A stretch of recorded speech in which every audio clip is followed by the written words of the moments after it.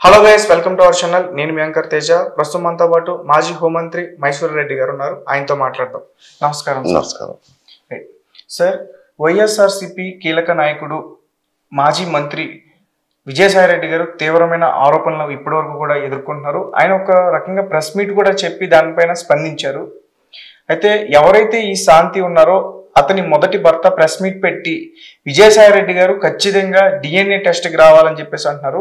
అలాగే దీనికి సంబంధించి వైఎస్ఆర్సిపి పార్టీకి సంబంధించిన ఏ నాయకులు కూడా ఆయనకి మద్దతు తెలియచేయట్లేదు. దాని గురించి అంటే నేను కూడా పత్రికల్లో చూశాను. ఆమె ఎండోమెంట్స్ డిపార్ట్మెంట్లో పనిచేస్తున్నారు. శాంతి అనుకుంటా ఆమె పేరు. వాళ్ళ భర్తే కంప్లైంట్ ఇచ్చారు, పిటిషన్ ఇచ్చారు. కంప్లైంట్ అంటే పిటిషన్. ఇట సంబంధాలు ఉన్నాయి, ఆయన ద్వారానే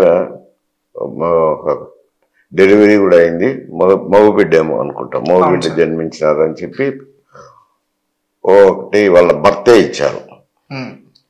ఇది మరి అందులో నిజమెంతో అబద్ధమెంతో ఆమె నుంచి ఏం రాలేదు స్టేట్మెంట్, శాంతి నుంచి.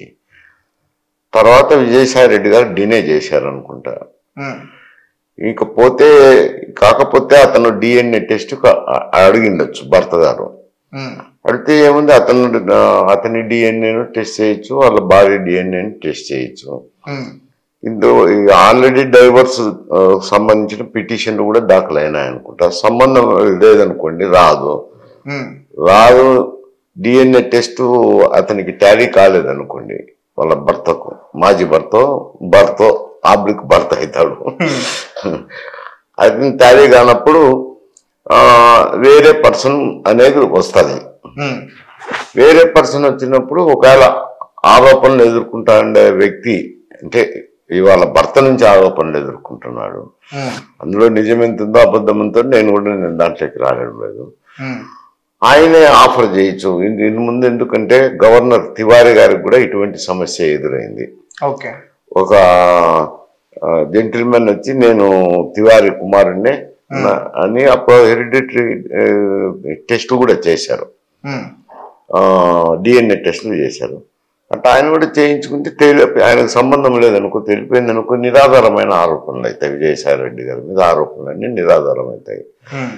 కానీ ఇందులో పొలిటికల్ పార్టీగా వైఎస్ఆర్సిపి ఏమని మాట్లాడుతుంది, విషయాలెంతో నిజమెంతో అబద్ధాలెంతో తెలియవు కదా. ఈ విషయాలు తెలియనప్పుడు ఒక పార్టీగా రియాక్ట్ కాలేరు కదా. అందులో పార్టీగా రియాక్ట్ కాలేనప్పుడు మద్దతు తెలిపలేదని చెప్పి ఆయనకు సంబంధాలు ఉన్నాయనలేను. ఒకవేళ అతను మాజీ భర్త కానీ ఆరోపణలు చేస్తున్నాడు కాబట్టి వాటిని, రాజకీయ నాయకుడుగా ఉన్నాడు ఆయన, మంత్రి కాదు, రాజ్యసభ మెంబర్ అయినాడు, మళ్ళా రెండో మాట అయినాడు అనుకుంటాను. రాజ్యసభ ఉన్నత పదవుల్లో ఉన్నాడు కాబట్టి ఒక ఆరోపణ వచ్చింది కాబట్టి డిఎన్ఏ టెస్ట్ చేసుకుంటే తేలిపోతుంది. ఏం పెద్ద సమస్య ఏముంది, అది ఆయనకి ఎలాంటి సంబంధం లేదనుకోండి, డిఎన్ఏ టెస్ట్లో తేలుతుంది.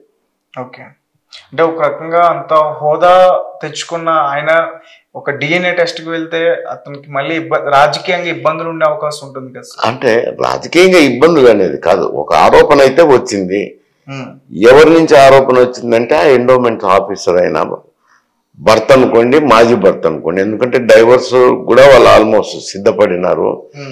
అతను ఫారిన్ లో ఉంటున్నాడు, ఇప్పుడు వచ్చినాడు ఆరోపణలు చేస్తున్నాడు కదా. ఎవరో చెప్పింది కాదు, భర్తే ఆరోపణలు చేస్తున్నాడు కాబట్టి అది అతని ముందు భర్తది భార్యది చేయాల్సింది ఉంటుంది డిఎన్ఏ టెస్ట్.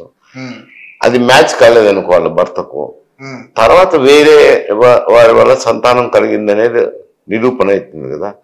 అన్నప్పుడు ఆరోపణలు ఎదుర్కొంటున్న వ్యక్తి ఇవ్వాల్సింది ఉంటుంది. ఇచ్చి డిస్ప్రూవ్ అయిందనుకో దానికి ఏం సంబంధం లేకుండా పోతుంది. అంటే మీరన్నట్టుగా ముందుగా విజయసాయి రెడ్డి గారు కాకుండా ఎవరైతే భర్త ఉన్నారో, ఎవరైతే భార్య ఉన్నారో, ముందు వాళ్ళిద్దరికి టెస్టులు చేయాలి. వాళ్ళ భర్త టాలీ కాలేదనుకోండి డిఎన్ఏ టెస్ట్ లో, తర్వాత ఈయన ఆరోపణలు ఆయనే ప్రత్యక్షంగా ఆరోపణలు చేస్తున్నారు కాబట్టి, భర్త అనుకోండి, మాజీ భర్త అనుకోండి, విడిపోయే భర్త అనుకోండి, భర్త అనుకోండి, ఆయన ఆరోపణలు చేస్తున్నారు కాబట్టి అప్పుడు వాలంటరీగా ఆయన ఆఫర్ చేయొచ్చు. దానికి ఏముంది, పెద్ద సమస్య ఏముంది దాంట్లో? అవమానము న్యూనత పడాల్సిన విషయం ఏం లేదు. రైట్. అంటే ఒక పక్క ఈ శాంతి ఎవరైతే ఉన్నారో అతను మొదటి భర్తతో విడిపోయిన తర్వాత వేరే అడ్వకేట్ ని పెళ్లి చేసుకున్నాను, అతనితోనే కన్నాను ఈ బిడ్డనని చెప్పేసి ఆమె చెప్పింది, మీడియా ముఖం కూడా చెప్పింది. కానీ దానికి అతను ఒప్పుకోవట్లేదు, ఆ అడ్వకేట్. అదే అప్పుడు అడ్వకేట్ ని కూడా చేయాల్సింది ఉంటుంది. ఎందుకంటే ఆమె భార్య వచ్చేసి శాంతకుమార్ చెప్పి నేను అడ్వకేట్తో ఉన్నాను, ఆయనకు కలిగిన బిడ్డ అంటుంది కాబట్టి అప్పుడు అడ్వకేట్ని ఆమె తీసుకొచ్చింది. ఈయన ఎవరికి పుట్టినారో తెలియదని ఈయన కొన్ని పేర్లు చెప్తున్నాడు కాబట్టి ముందు భర్త ఆమెది చేయాల్సింది ఉంటుంది, మళ్ళా తర్వాత ఈ అడ్వకేట్ కూడా చేయాల్సింది ఉంటుంది. చేసి ఎందుకంటే ఆమె అన్వయించుకుంటుంది కదా, నేను అడ్వకేట్తో ఉన్నాను, అడ్వకేట్ వల్ల కలిగినాడు బిడ్డడు అని అంటుంది కాబట్టి అడ్వకేట్ది టెస్ట్ చేయాల్సింది. అడ్వకేట్ది మ్యాచ్ కాలేదనుకో అప్పుడు ఈయన మీదకి వస్తుంది ఆరోపణ. Okay, right. అలాగే చంద్రబాబు నాయుడు గారు ఈరోజు ఢిల్లీ పైన పోయారు సార్ అమిత్ షా గారితో మాట్లాడడానికి. అండ్ చాలా మంది కూడా ఏమంటున్నారంటే జగన్మోహన్ రెడ్డి గారు కూడా ఇదే టైంలో వెళ్తున్నారు రహస్యంగా భేటీ కావడానికి, ఈయనేమో నరేంద్ర మోదీ గారితో రహస్యంగా కలుస్తున్నారు, ఇక్కడ ప్రజా దర్బార్ కూడా క్యాన్సిల్ చేసుకుని ఇద్దరు ఒకేసారి వెళ్తున్నారు, దగ్గరలో అసెంబ్లీ సమావేశాలు కూడా ఉన్నాయి, ఈ రకమైన వార్తలన్నీ కూడా వస్తున్నాయి సార్. ఇప్పుడు ఆయన ఎన్డీఏ కూటమిలో ఉన్నారు చంద్రబాబు నాయుడు గారు, కానీ ఆయన పార్టీ తెలుగుదేశం కానీ ఎన్నికలకు ముందే ఎన్డీఏ కూటమిని ఏర్పడినాడు. తెలుగుదేశము, జనసేన, తర్వాత బీజేపీ కూడా కలిసినారు. ఒకవేళ బీజేపీ కలిసిందాన లాభాలా నష్టాలా అది వేరు సమస్య. ఎన్నికల్లో అయితే ఎన్డీఏ కూటమిగానే పాల్గొన్నారు, విజయం ఎన్డీఏ కూటమికే లభ్యమైంది కాబట్టి దాన్ని ఎన్డీఏ కూటమి అంటారు. ఎన్డీఏ కూటమిలో ఉన్నప్పుడు కొత్తగా బాధ్యతలు స్వీకరించినాడు కాబట్టి ముఖ్యమంత్రి గారు అంతరాష్ట్ర వివాదం కూడా ఉంది కదా, తెలంగాణకు ఆంధ్రాకు మధ్య కొన్ని సమస్యలు అపరిష్కృతంగా ఉన్నాయి. అందువల్ల చర్చించేదానికి వెళ్ళటంలో తప్పని, దాంట్లో విశేషం ఉందని, రాజకీయాలు ఉన్నాయని అని అనుకునేదానికి లేదు. ఆల్రెడీ ఆయన ఎన్డీఏలో ఉన్నాడు కాబట్టి రాజకీయ ప్రాధాన్యత ఉండదు.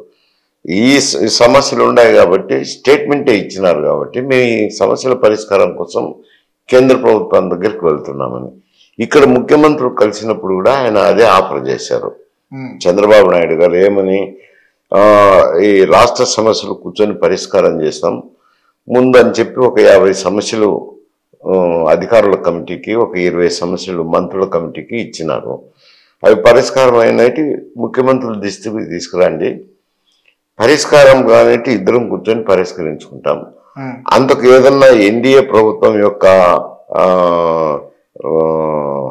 సలహాలు ఏదైనా వారి దగ్గర పని ఉండి వారు నిర్వర్తించాల్సిన కార్యక్రమం ఉంటే కేంద్ర ప్రభుత్వము నేను చొరవ తీసుకుంటాను ఎన్డీఏ కూటమిలో, మీకు అభ్యంతరం లేకపోతే అని తెలంగాణ ముఖ్యమంత్రి గారు కూడా చెప్పడం జరిగింది. సరే మాకేం అభ్యంతరం లేదు, సమస్యలు పరిష్కారం చేసేదానికి ఎక్కడికైనా వస్తామని చెప్పి తెలంగాణ రాష్ట్ర ముఖ్యమంత్రి గారు కూడా చెప్పారు. ఆ సమస్యల మీద కూడా వెళ్ళిండొచ్చు కదా ఆయన చంద్రబాబు నాయుడు గారు. ఎందుకంటే ఇక్కడ కూర్చొని మంత్రుల కమిటీ కానీ అధికారుల కమిటీ కానీ ఈ పరిష్కారం చేసే ముందు అప్లై చేయొచ్చు కదా, ఇటువంటి సమస్యలన్నీ గుర్తించినాము, కొన్ని ఉంటాయి, కొన్ని చోట్ల మీరు జోక్యం చేసుకోవాల్సింది ఉంటుందని చర్చించడానికి పోయిండొచ్చు. ఆయన విషయం వరకు దాని అదేం బహిరంగమే కానీ అందులో రహస్యం ఏమి లేదు, ఇంకొక అజెండా ఉండేదానికి అవకాశం లేదు. మరి జగన్మోహన్ రెడ్డి గారు ఇక్కడ ఆయన కార్యక్రమాలను రద్దు చేసుకొని బెంగళూరుకు వెళ్ళినారని చెప్పారు. బెంగళూరుకు ఆయన వెళ్లే దాంట్లో విశేషం ఏముంది, ఎన్ని మార్లు బెంగళూరు పోతున్నారు, వస్తున్నారు, అక్కడ ఆయనకు ఆస్తులు ఉన్నాయి. తర్వాత ఇక్కడ వాళ్ళ తండ్రి గారు దానికి పోకముందు బెంగళూరులోనే నివాసం ఉండినారు. మళ్ళా ఇప్పుడు కూడా ఆయనకు ఆస్తులు ఉన్నాయి కాబట్టి చూసుకునేదానికి ఇప్పుడు ముఖ్యమంత్రి పదవి లేదు కదా, ఆయన మామూలు శాసనసభ్యుడే. ఆయన పులివెందుల్లో ఉండొచ్చు, బెంగళూరులో ఉండొచ్చు, హైదరాబాద్లో ఉండొచ్చు, విశేషం ఏముంటది.